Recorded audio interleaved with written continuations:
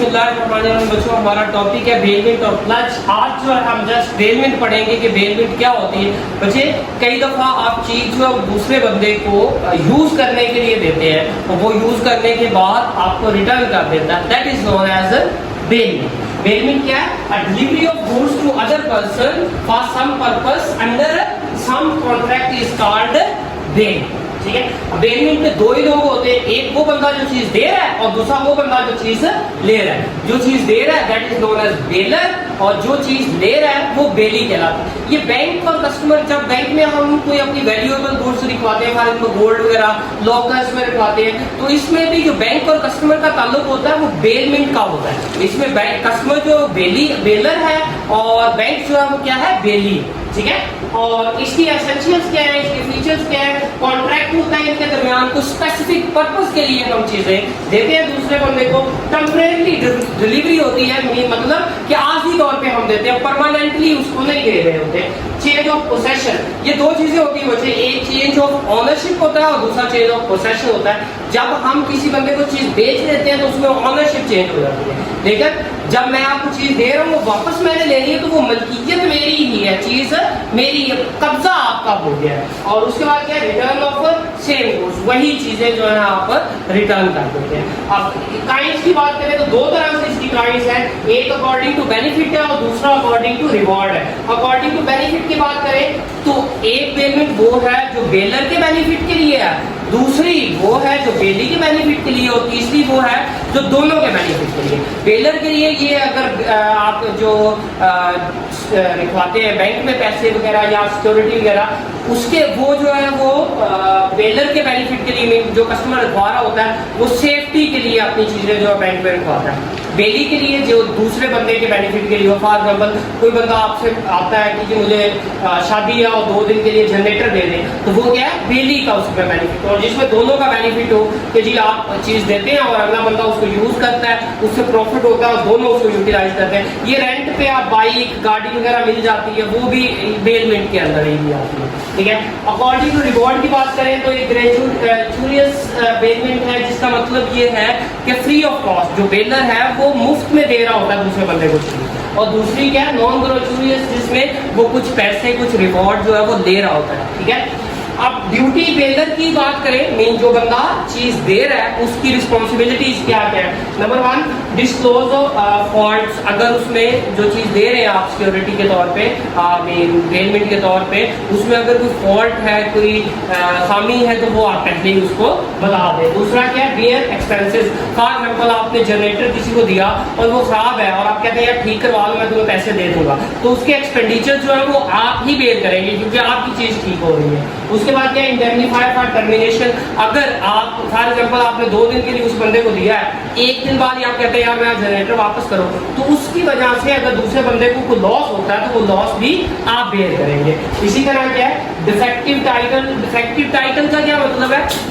For example मैं आपको phone दे देता हूँ जो कि मेरा नहीं है, चोरी का है, ठीक है, और आप उसको मार्केट में लेके जाते हैं या कहीं लेके जाते हैं तो आपको आप पे जो केस हो जाता है, जो बंदा पकड़ लेता है, उसकी वजह से आपको जो नुकसान होता है वो भी मैं बेयर करूंगा।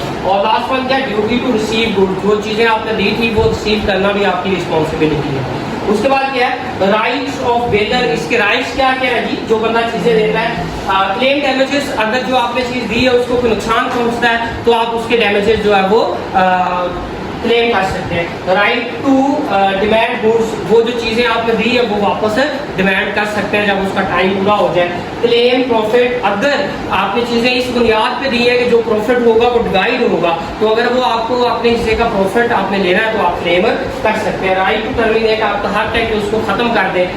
राइट टू सू। अगर वो बंदा आपकी बात नहीं मानता या आपकी चीज नहीं देता या आपके हिस्से का प्रॉफिट नहीं देता तो आप उसके अगेंस्ट जो है वो केस भी कर सकते हैं। उसके बाद क्या है? Duties of belly. अब बेली वो बंदा है जिसने वो चीज ली है, ठीक है, उसकी क्या क्या ड्यूटीज है? उसकी ड्यूटी है कि वो उन चीजों की देखभाल करे, उसकी लुक आफ्टर करे।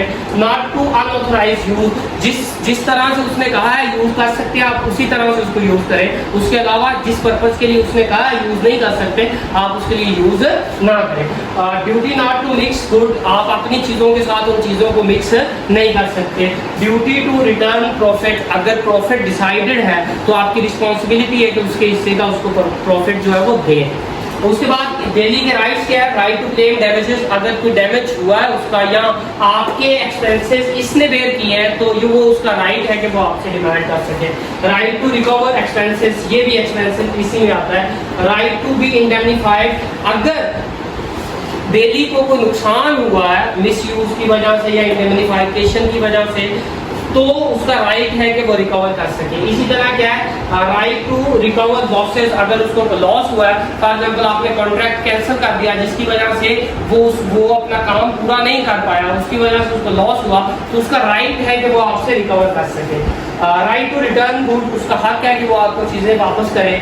Right to stop delivery, mean अगर आप उसके पैसे नहीं देते तो वो आपके खिलाफ केस भी कर सकता है और चीज़ें भी रोक सकता है, डिलीवरी रोक सकता है। और इसी तरह राइट ऑफ लियर, कब्जे का हक है, जब तक वो अपने मामला आप सेटल नहीं करते उसका हक है कि वो आपकी चीज़ों पे कब्जा किए रखे। उसके बाद बचे क्या है, टर्मिनेशन बेनिफिट कब होगी, टर्मिनेशन मीन खत्म कब होगी, वाइंड अप कब होगी।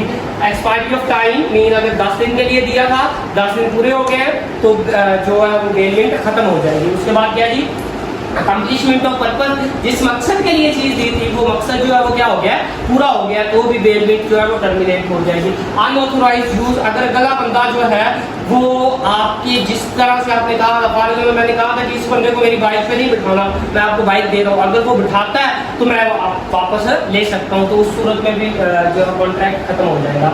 ऑन डेथ, अगर आप बेली जो है वो डेथ हो जाती है तो फिर भी कॉन्ट्रैक्ट जो है टर्मिनेट हो जाता है। टर्मिनेशन बाय बेलर, अगर बेलर खुद जो है उसको टर्मिनेट कर देता है, कैंसिल कर देता है, तो भी खत्म हो जाता है। डिस्ट्रक्शन ऑफ सब्जेक्ट मैटर, अगर जो चीज दी थी वही डिस्ट्रॉय हो जाती है, खत्म हो जाती है, तो भी बेलमेंट का कॉन्ट्रैक्ट जो है वो क्या हो जाएगा, खत्म हो जाएगा। अब इसके अलावा ये जो है ये थोड़ा सा डिफरेंट है। आपने देखा होगा कि एक बंदा जो है उसको चीज़ें मिल जाती हैं, अगर एक बंदे को चीज़ें मिल जाती हैं तो उसकी क्या क्या रिस्पॉन्सिबिलिटीज हैं और उसके क्या क्या राइट्स हैं। Number 1, duty to find owner, उसकी ड्यूटी है कि वो ऑनर को तलाश करने की कोशिश करे जिसकी वो चीज़ें एक्चुअली है। इसी तरह क्या है, रीजनेबल केयर, उन चीज़ों की देखभाल भी करे।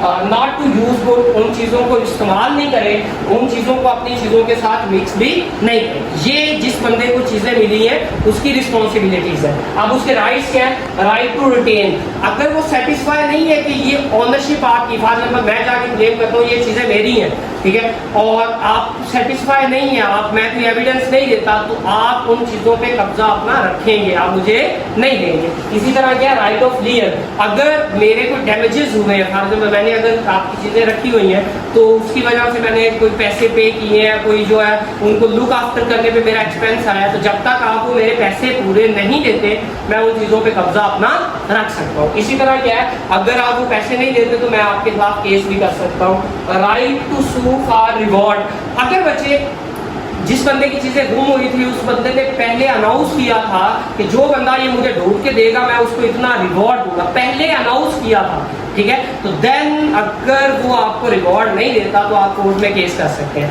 हाँ, लेकिन ये है कि अगर आपने चीजें ढूंढ के दी हैं और उसने कोई अनाउंसमेंट नहीं की थी तो आप अगर क्लेम करते हैं कि मुझे रिवॉर्ड दे, तो ये लीगल नहीं। चीजें रिटर्न करना भी आपकी रिस्पॉन्सिबिलिटी है, और रिवॉर्ड अगर नहीं क्लेम किया गया, पहले नहीं डिसाइडेड, तो फिर आप डिमांड भी नहीं कर सकते। किसी का क्वेश्चन हो तो बच्चे पूछ सकते हैं। Thank you very much.